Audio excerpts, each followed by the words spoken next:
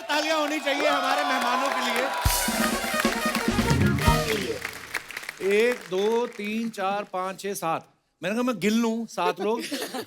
क्या होता है कभी कभी बहुत अमीर गेस्ट आते हैं ना, अर्चना जी एक आध किडनैप कर लेती हैं। I would love to kidnap all of them. मैं ना इनके आने से पहले थोड़ी रिसर्च करी थी। क्या?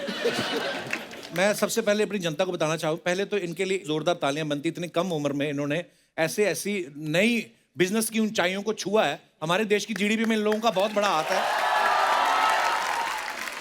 हम ना आपके आने से पहले सारा निकलवा के रखा था। अश्नीर ग्रोवर साहब भारत पे के ये फाउंडर हैं। Yeah. इनकी जो कंपनी की वर्थ है 2.85 बिलियन। Wow. तो अच्छा, जिन्होंने तालियां बजाई ना इनको पता भी नहीं है बिलियन होता कितना है। हमने फिर अपने सीए को बुलाया, मेरा, अर्चना जी का, हमारे सारे क्रू का, 200 लोगों का एक ही सीए है। तो उन्होंने हिसाब लगा के भेजा कि 2.85 billion is equal to 21,375 crore रुपए। Oh my God. Aman Gupta साहब, वाह, ये बोट के फाउंडर हैं। 1.4 बिलियन यानी 10,500 करोड़। हाय रब्बा। कपिल।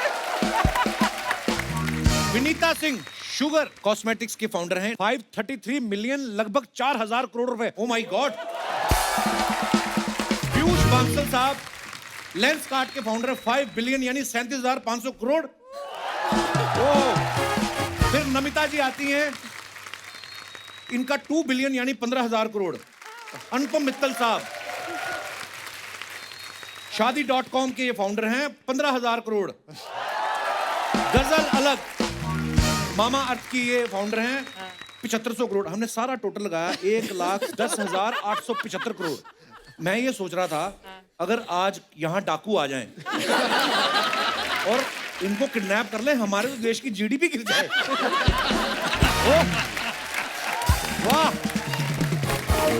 इन लोगों ने इतना पैसा कमाया, इतने बड़े बड़े स्टार्टअप किए, इतने बिजनेस स्टैब्लिश किए, लेकिन देखो पैसे का खुशी से कोई लेना देना नहीं।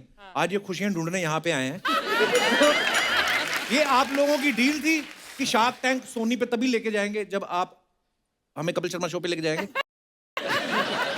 बिल्कुल, ये रिक्वायरमेंट हमने दी थी। यहाँ How पे sweet जो of है you. धन्यवाद। बुलाएंगे। नहीं, मैं मैं ये कपिल बात जी, बोल- मैं ऐसा समझता हूँ कि आपकी बड़ी खुशनसीबी है, क्योंकि हाँ। आपके यहाँ सेलिब्रिटी तो बड़े बड़े आते हैं जी। आज 7 दिग्गज एंटरप्रेन्योर और सेलिब्रिटी साथ में, आपको कैसा लग रहा है? हाँ सर, मैंने कभी सोचा नहीं था। बट ये थोड़े परेशान है। क्यों? आपने इनकी नेटवर्क थोड़ी कम बता दी। हम बता दी, ये भी कम है। मुझे ऐसा लगता है कि 35,000 करोड़ बताइए ना, बुरा लग रहा है। कल रात को इनको और बढ़िया उसकी। ये आपको कम लग रही है? हम लंगोट पहन के हिमाचल चले जाएं? हम क्या करें? देखो, हम शार्क टैंक में इतनी मेहनत करी है हमने कि हम यहाँ तक आ पाए। जी हाँ, बिल्कुल। मेरे माँ बाप को शार्क टैंक से कोई ज्यादा मतलब नहीं है, उनको ये है कि कपिल में जा रहा है, मतलब ये बहुत स्वीट यार, क्या बात है। बहुत बहुत धन्यवाद, ये बिल्कुल सच है, ऐसा ही है। शुक्रिया सर। और मेरी मम्मी तो लड़ चुकी है कि मुझे क्यों नहीं लेके जा रहा। एक बात पूछनी थी, आप लोगों के पास इतना पैसा, आप सोनी पे क्यों गए? सोनी आपके पास आ जाता। ये आइडिया किसका था शार्क टैंक शुरू करने का? आइडिया तो सोनी का ही था। अच्छा जी। तो एक फॉर्मेट है यूएस में, तो 13 साल से चल रहा है, यूएस में सक्सेसफुल है। अब इंडिया में भी एक स्टार्टअप की वेव चल रही है, तो उनको लगा कि इंडिया में लाने का सही टाइम है। 40 कंट्रीज में है शार्क टैंक। हाँ जी, हाँ जी। ये अर्चना जी भी शार्क है, आपको पता है? हाँ, पता है। सिद्धू नाम की एक मछली को ये खा गई थी। ओह, आपका बहुत बहुत स्वागत है, प्लीज विराजमान हो जाइए। जोरदार तालियां।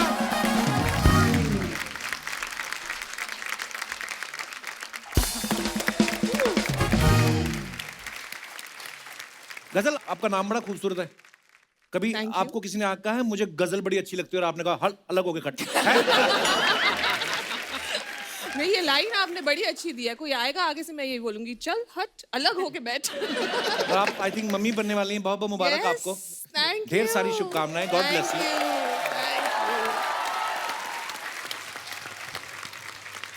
नमिता, आपकी फार्मा कंपनी है, जब आप कभी किसी पार्टी में जाती हैं तो आपके रिश्तेदार आपका हालचाल पूछते हैं कि अपना हालचाल बता के आपसे दवाई पूछते हैं?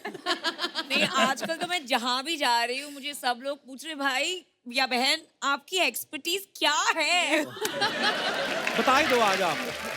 तो आजकल एमक्यू के बारे में कोई नहीं पूछता है, दवाइयों के बारे में नहीं पूछता है, सिर्फ पूछते हैं कि आपकी एक्सपर्टीज है किसमें। तो ये जो डिंपल आपके शुरू से पढ़ते थे कि या करोड़ रुपए जब आ गया अपने आप मैंने इतने अमीर लोग एक साथ नहीं देखे कभी, तो मेरे को थोड़ा समझ में नहीं आ रहा ज्यादा। अर्चना जी तो बड़ा फॉलो करती हैं, पता नहीं कहती कब कौन सा आइडिया चिपक जाए और मैं भी निकलूं। हाँ, दिमाग होना चाहिए यार, है ना? You need to have a brain to be interested in a program and like Shark Tank. Thank you, thank you, thank you. देखिए मोर देन आज आई थिंक अर्चना जी, कपिल जी, ये शो का श्रेय जाता है टू इंडियाज एंटरप्रेन्योर्स। 13 साल से लेके 70 साल तक लोग आए हैं Right. अपनी आइडियाज पिच करने। तो हर घर में मुझे लगता है एक एंटरप्रेन्योर अभी पैदा हो गया इंडिया में, और देश बदल रहा है, Actually. भारत बदल रहा है। और पता है ये जब भी कोई स्टार्टअप करना है या बड़ी सारी ऐसी चीजें होती है टेक्निकल लैंग्वेज जो आम लोगों को नहीं समझ आती, लेकिन आपका शो इतना बढ़िया है और उसके बाद जो आप आम लोगों को आम भाषा में समझाते हैं, शायद कई बार आदमी के पास बड़ा अच्छा आइडिया होता है, उसको समझ में नहीं आता कि इसको आगे मैं एग्जीक्यूट कैसे करूँ, है ना, किस तरीके से आगे मैं किसको मिलूं। सो ये बड़ी अच्छी चीज़ है और आपने सही कहा, हमारे इंडिया में आइडिया ही तो हैं और मतलब बहुत आइडिया। और मुझे लगता है कि ये शो के बाद अब बहुत सारे यंग एंटरप्रेन्योर्स जो हैं वो आने वाले हैं और एक्चुअली देश तरक्की कर रहा है, इसमें कोई दो राय नहीं है। अनुपम जी आप सब जानते हैं शादी.com के ये फाउंडर हैं। इससे पहले इन्होंने सगाई.com शुरू की थी। और अभी इनका नया आ रहा है दूसरी शादी.com।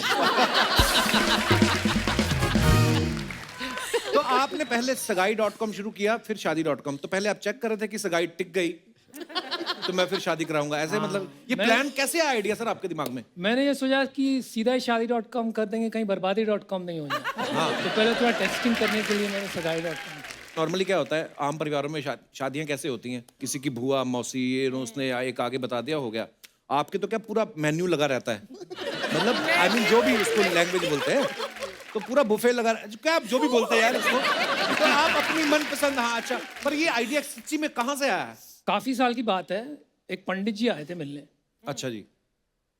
तो पीछे लग गए, उनके पास 25-30 बायोडेटा थे कि भैया देख ले इसमें से तेरे को कोई पसंद आया। अच्छा तो, आपकी शादी के लिए? हाँ मेरी शादी। वाह। मुझे करनी नहीं थी, मैंने ठान ली थी शादी कभी नहीं करूँ। अच्छा जी। तो मैंने कहा यार लाखों में एक की तो बात सुनी है, लेकिन ये 20-25 में एक का क्या सवाल है? इसमें थोड़ी मुझे कोई पसंद आने वाली है, मुझे तो करोड़ों में एक चाहिए। वाह। तो मैंने कहा इंटरनेट पे साइट डाल देते हैं, करोड़ों लड़कियां आएंगी, उसमें से एक चुन लूंगा। तो मैंने शुरू कर दी। तो बेसिकली आपने अपने फायदे के लिए शुरू किया था ये बिजनेस पहले, कि पहले तो मैं चुनूं उसके बाद जनता का भला। पर बड़ा कमाल का आइडिया है सर।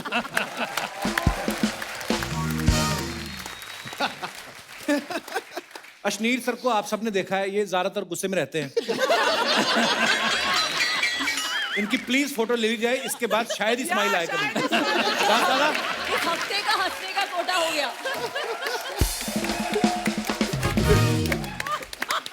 अच्छा खासा बिजनेस चल रहा है, लाइफ सॉर्टेड है, फैमिली कंप्लीट है, वैक्सीनेशन भी दोनों हो चुकी हैं।